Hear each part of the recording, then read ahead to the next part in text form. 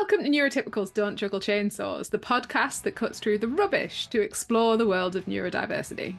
I'm your host, Nick King. And I'm your host, Kate Fox. And together we're here to explore, understand, and celebrate being neurodivergent in a neurotypical world. From ADHD and autism to dyslexia and other quirky brains, we talk about it all. And go off on tangents. So, whether you're neurodivergent, love someone who is, or you're just curious about neurodivergent minds, you are in the right place. Let's get ready to juggle some words and maybe even a few chainsaws, metaphorically, of course. Hello and welcome to Neurotypicals Don't Juggle Chainsaws. I am Kate Fox. She is... You can say that bit. I am Nick King.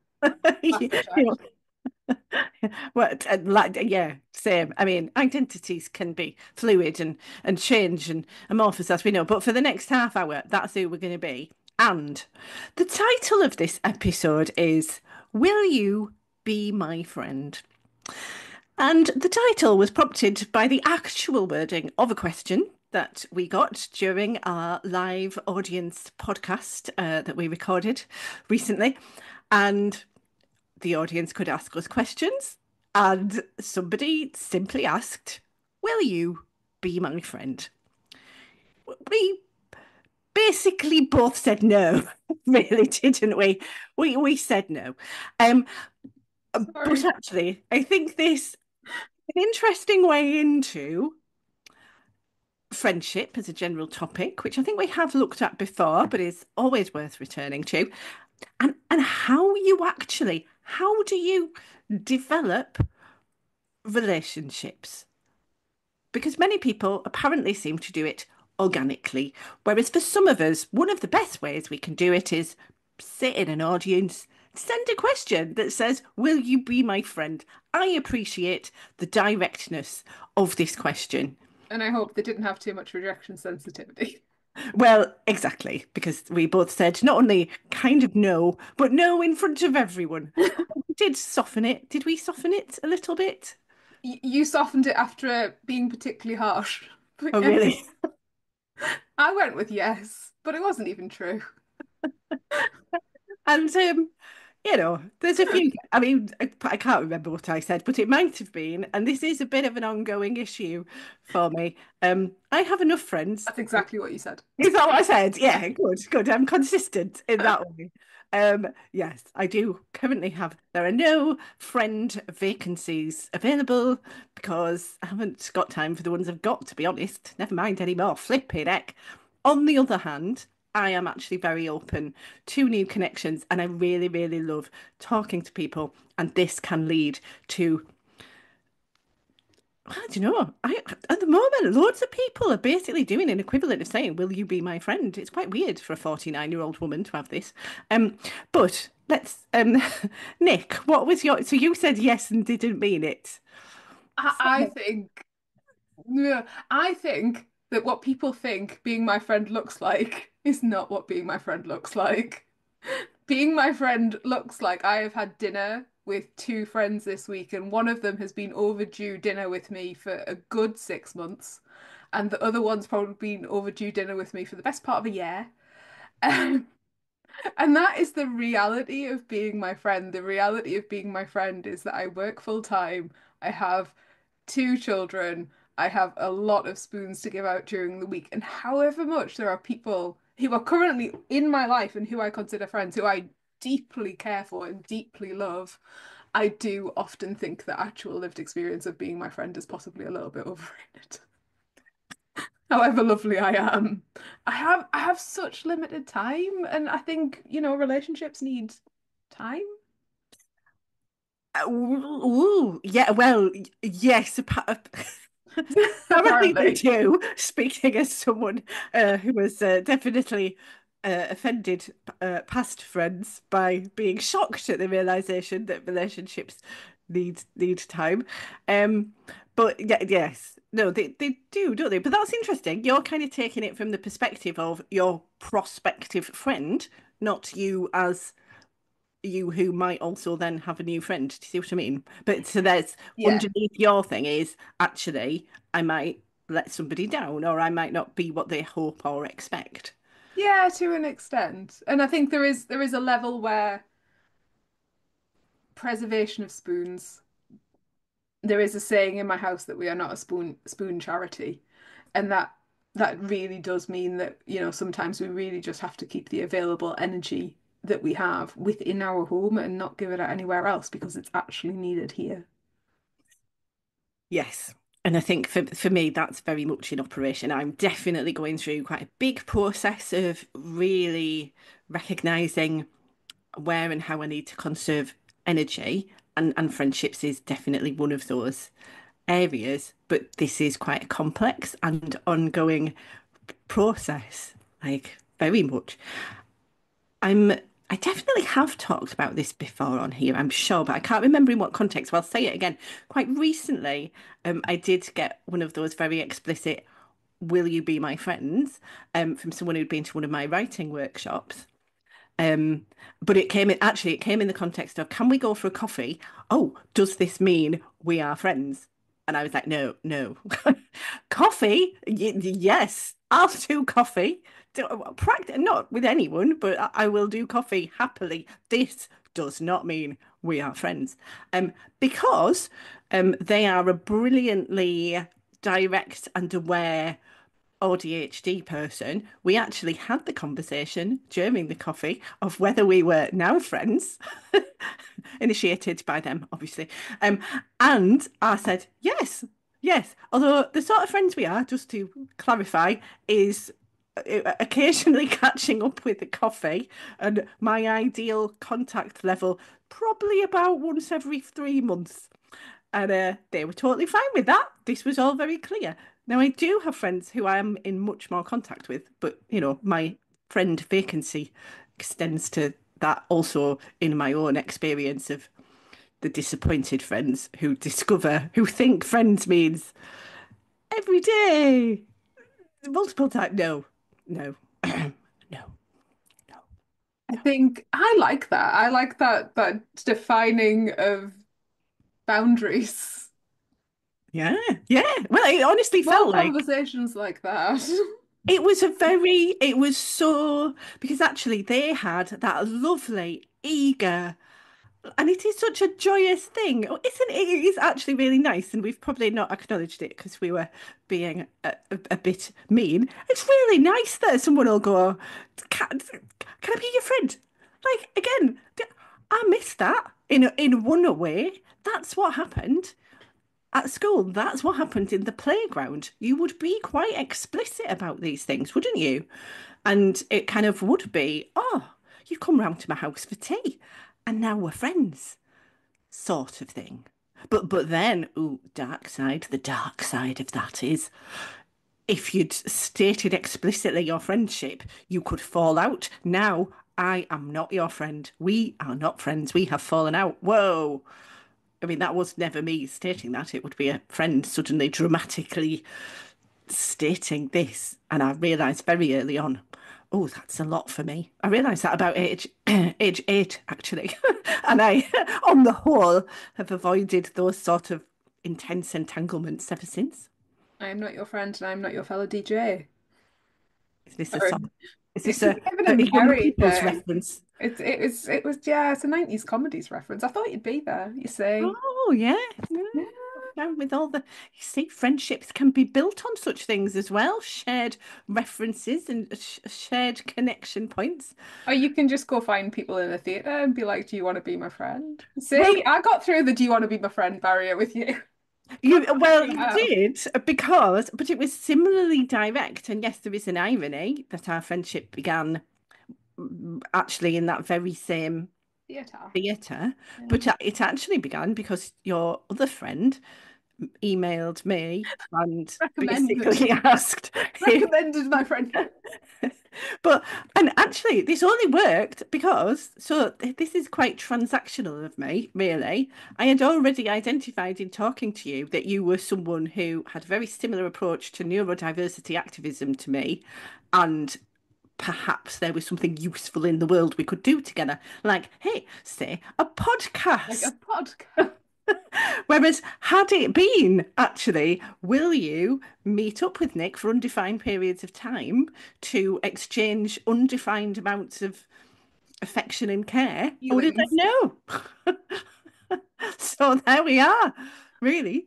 I think that's the thing though as well. I mean, we could have done a podcast together and not been friends because we have plenty of people who we work with who we're not friends with. I have people that I work with that I'm not friends with. We work together, we do stuff together, but I don't know intimate details of their life. Do you know what I mean? I don't know where they are, who they're with, what they're doing, what their pet's name is, pick something.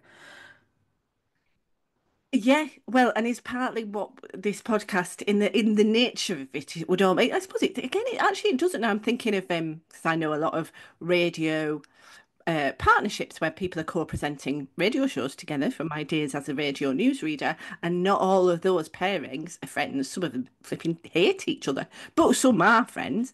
But and the ones who hate each other have to sort of fake it on air. Um, well, okay, recently I reread my autism diagnostic report from 2017, and there was a particular sentence, and it kind of struck me. I was like, whoa. The psychologist who interviewed me, she knew that from what I had conveyed to her in 2017 about friendships. But at certain points since then, I had forgotten it about myself, and it remains spot on. It said, Kate's friends tend to be kind, understanding, and undemanding people. And those are the sort of friendships. And I was like, yeah, yeah. So you are those things. I am. So, and wait, yeah. Yeah. Mine saying that. I don't think mine says similar. I think mine talks more about sort of my maintenance of friendships. I think I struggle to maintain. And that's not putting in things when you should do or setting boundaries that people don't like. Um, Oh, but- I want to come in with a slightly more neuroaffirmative view there. Are you not doing friendship, in fact, in a way that works for you, that you need to do you think? Sometimes it's just like there's only so many priorities you can have. Yeah, You know what I mean? yeah, Yeah, yeah. like Exactly. quite literally. And it's not personal. And then sometimes people do take it personally, which isn't invalid. They're allowed to go and have feelings about that. But it's often not as personal as they take it. And I think that's one of the things about me that I don't take absences of contact personally ever. I will occasionally send a message going like, "Are you alive?" We hope you're enjoying our discussions. If you would like to show your support, you can pop over to Neurotypicals Don't Juggle Chainsaws.co.uk and leave us a little tip through the PayPal link, and that helps us to continue to bring you great content. And actually, for me, for my friends, that one single thing is probably the single most important element needed, really. Please don't take absences of contact personally. Although I have understood actually in a couple of occasions where, well, in fact, a friend once said, this provokes my anxiety. You're kind of not always being in contact. And she completely withdrew. And I felt sad about that, but fair dues. And actually, it did in fact make me, as it happens, a bit more considerate around complete.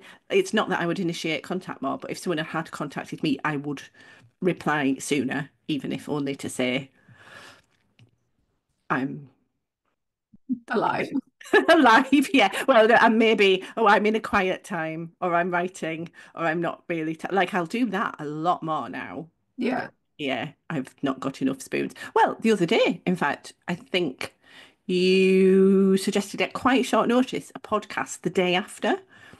It was before it was In the before I went before. away, in the before, and I was just like, whoa, because that week I had had so many people, so much peopling, and I thought, oof, I can't do any more words, and I felt perfectly able to say something like, oof, I'm out of words, And and this is the thing as well. I think you need you need to be able to have relationships where you can just be like, oh no, just no. But you can be Ah, considerate as well. Like, I managed to maintain a friendship with somebody who is chronically late. but But they do think about me.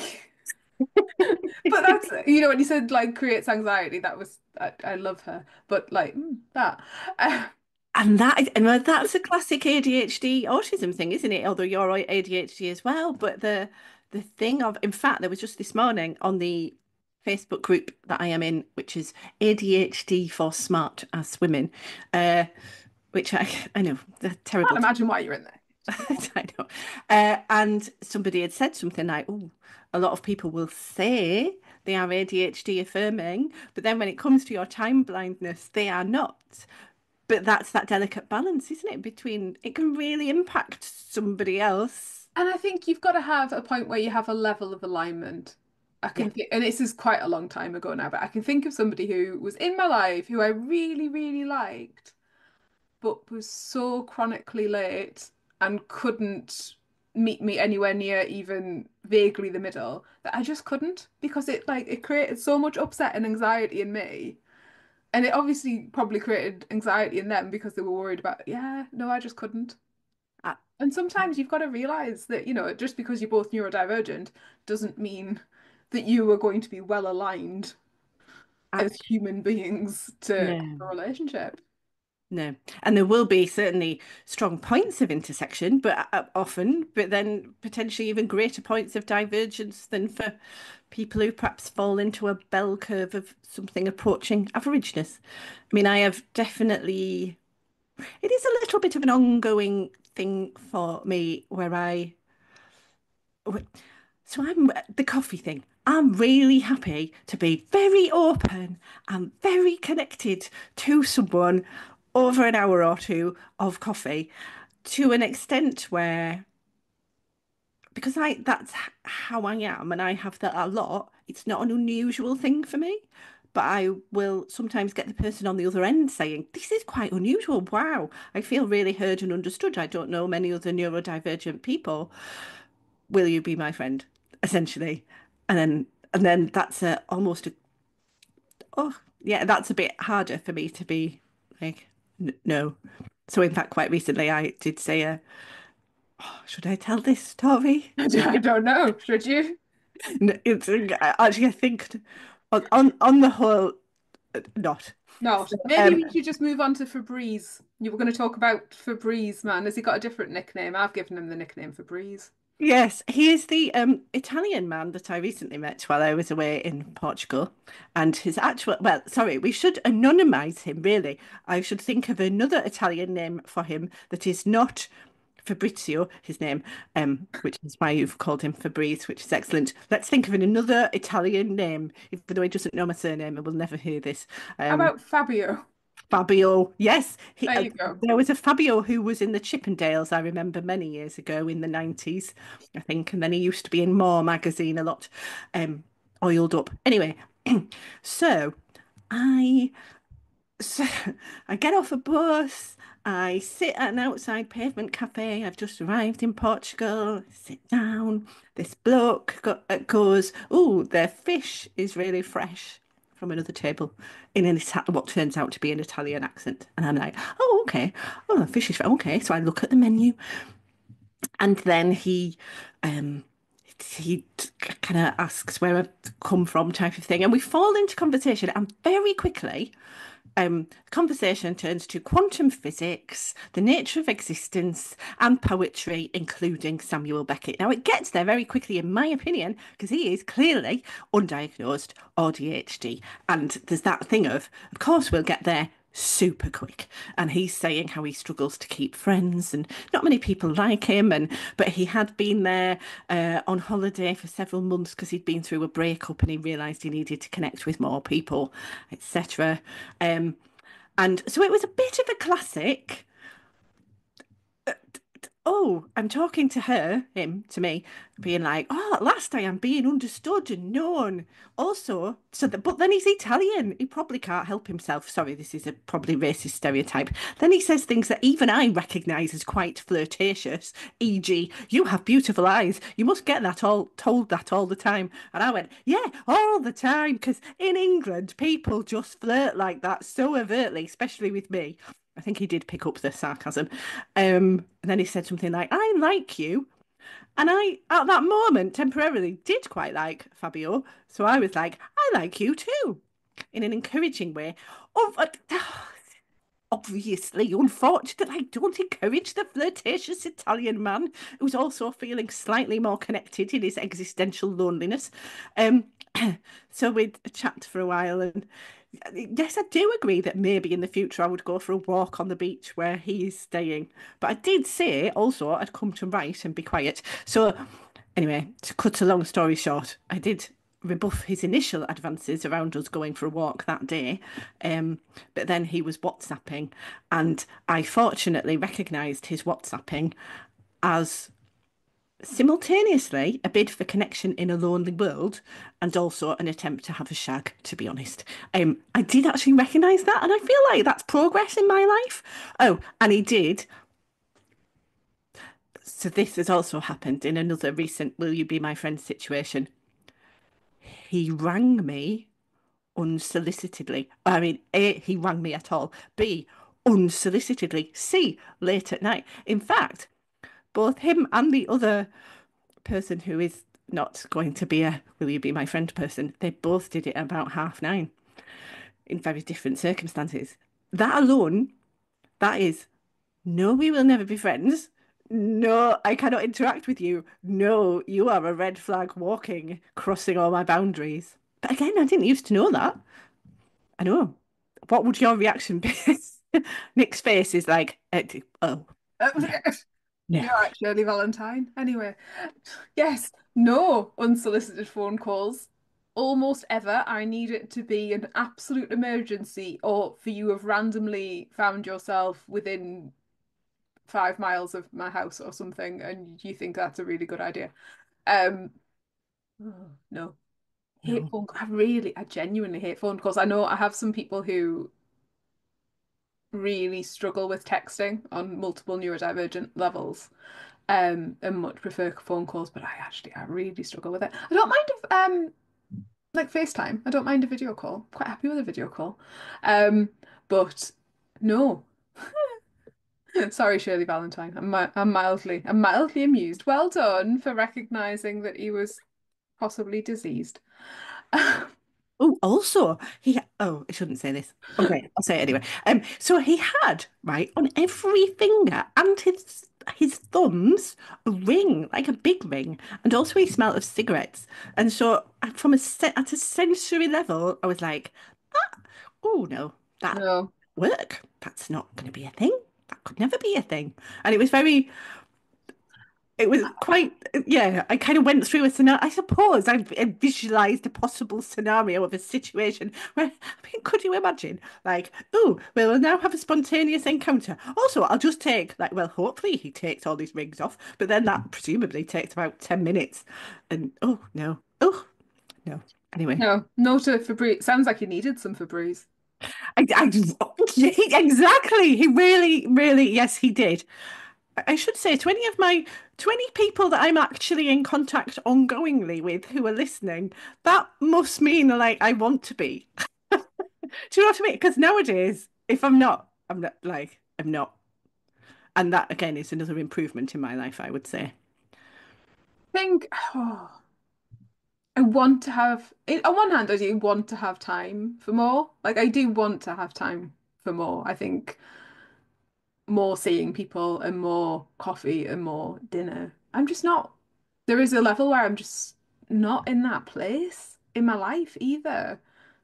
I'm Well, just, you are at the classic. I mean, it is generally harder for people in their 30s, 40s, maybe early 50s with families to have that time anyway. And classically, people will say how difficult it is to actually make new friends at those times, apart from parental friends, which actually can be a big, I think is quite a difficulty for a lot of the neurodivergent women that I know who find it hard to fit into that whole school gates, school culture thing, which isn't applicable for you in that way anyway. No, I mean, obviously the Zed's been out of school for 5 years now, and Harriet has moved 5 different settings, and I have contact with one parent in that setting that isn't in their year group, but only because I've seen them somewhere else. I've seen them at a local forest school, and that's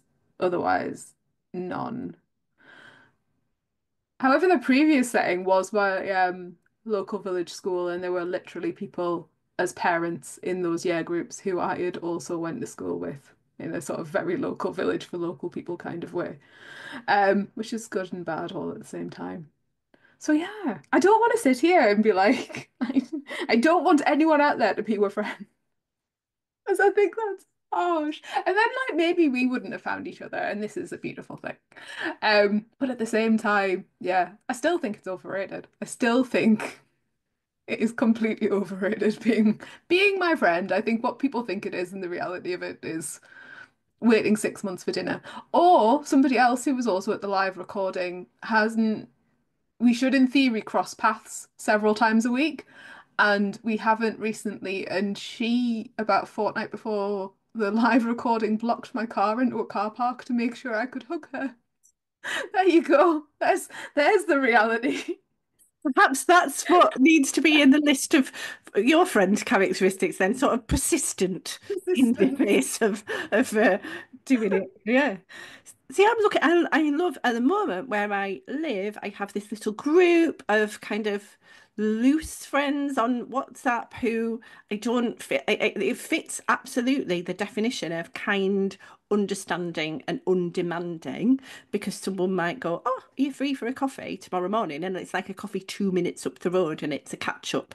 And there was that sense of me being welcomed home very gently from being away, but without actually, Yeah. I've had 2 coffees with 2 of the people who welcomed me home from that thread.